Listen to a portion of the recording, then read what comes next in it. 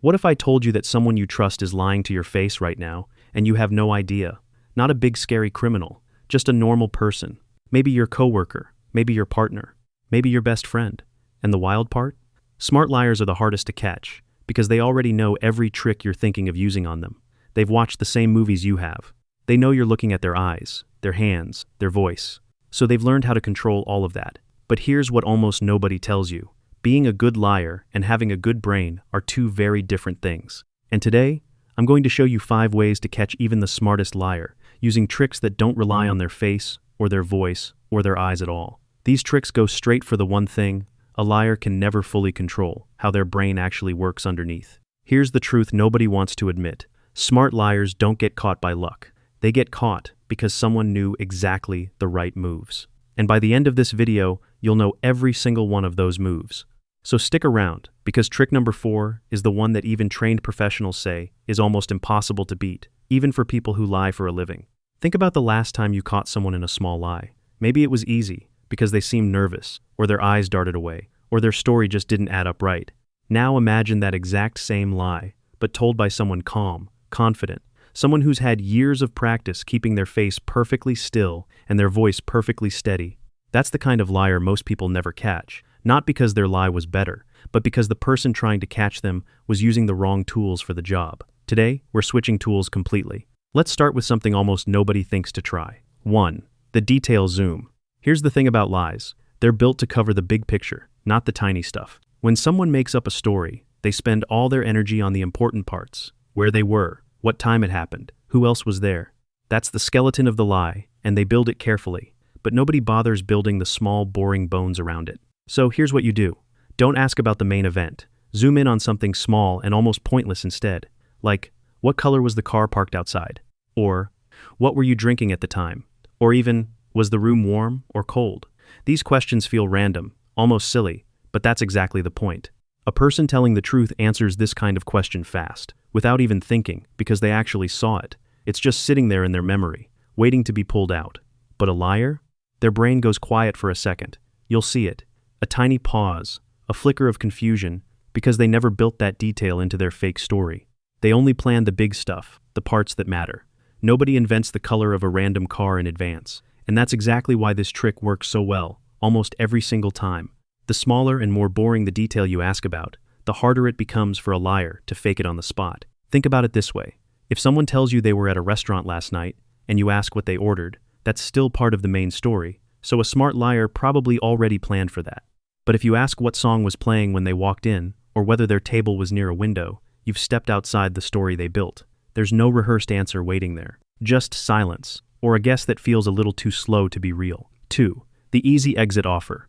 This one feels almost too simple, but it's sneaky good, and it works because it flips the whole game around. Most people think catching a liar means pushing hard, being tough, maybe even a little scary. But that usually makes people dig in deeper and protect their lie even harder. Instead, you make lying feel completely unnecessary. You say something like, "Hey, it's really not a big deal if you forgot to tell me something. I just want to know what actually happened, that's all."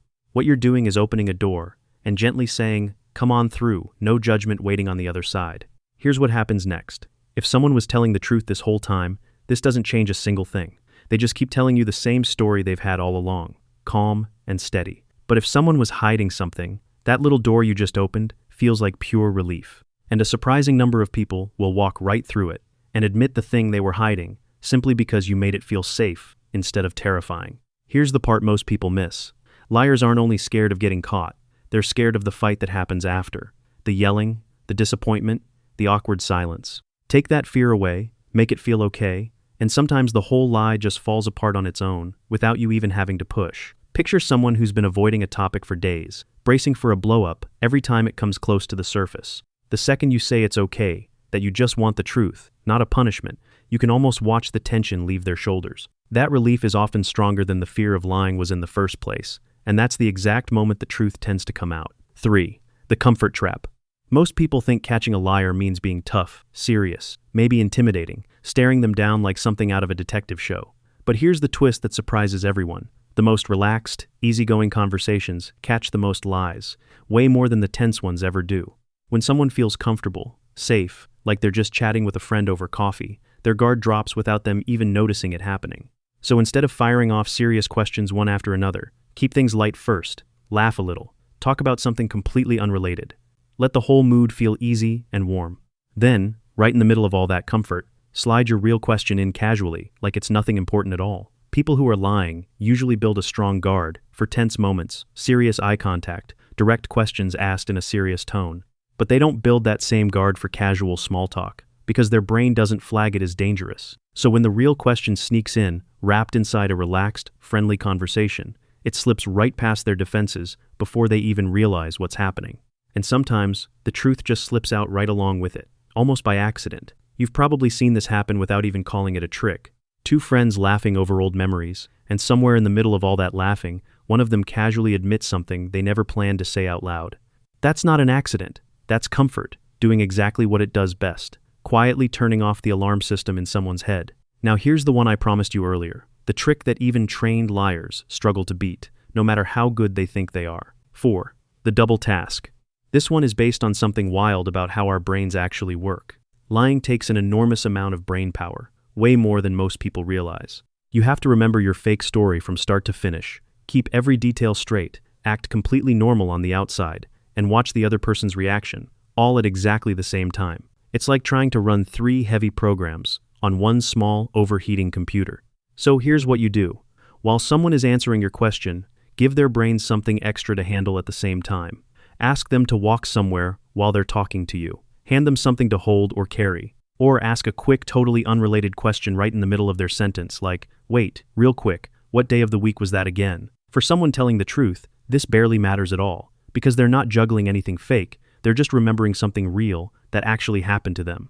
But for a liar, this extra little task is like adding a 4th heavy program to that already overloaded computer. Something has to slow down, or freeze, or crash completely. Their story starts stumbling. Details get mixed up. The timeline suddenly doesn't match. And all of that happens simply because their brain physically cannot handle keeping the fake story straight while also handling the extra task you just gave them. 5. The third-person flip. Save this one for the moments when someone is really dug in, arms crossed, refusing to budge no matter how many questions you ask. Instead of asking them directly what happened, which keeps their guard fully up, ask them what someone else would say happened instead. Something like, if I asked your friend who was there with you, what would they tell me happened? This feels like a tiny, harmless shift in the question, but it quietly changes everything about how their brain responds. When people answer questions about themselves, they're actively protecting their own story, watching every single word they choose. But when they imagine speaking for someone else, even someone made up on the spot, that guard drops just a little, because it doesn't feel personal anymore. It feels like they're just describing what someone else might think, not confessing anything themselves. And here's the wild part that surprises almost everyone. People often accidentally tell the actual truth through this imaginary someone else, because it feels safer to say it that way, like they're not really the one saying it. It's like the truth sneaks out through a side door, instead of marching straight through the front one. Sometimes it even happens twice. Ask the third-person question, get a small honest crack in the story, and then circle back a few minutes later with a totally normal follow-up question, said gently, not like a trap.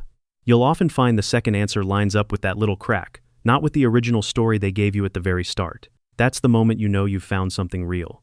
So there you have it, 5 tools that work even on the smartest liars out there, because they don't rely on catching someone off guard with anger, pressure, or intimidation. They rely on something much deeper, how the human brain actually works when it's trying to build something that isn't real.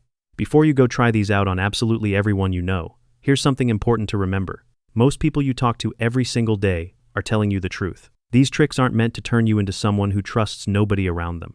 They're for those rare, specific moments when something feels a little off, and you need a real way to check, instead of just wondering about it forever. So here's your challenge for today. The next time something feels a little strange during a conversation, don't brush that feeling off and move on. Pick just one trick from this video, only one, and try it out gently, without turning it into an interrogation. You might be genuinely surprised by what you notice. And if this video opened your eyes a little today, do me a favor and hit that like button, and subscribe while you're at it. See you in the next video.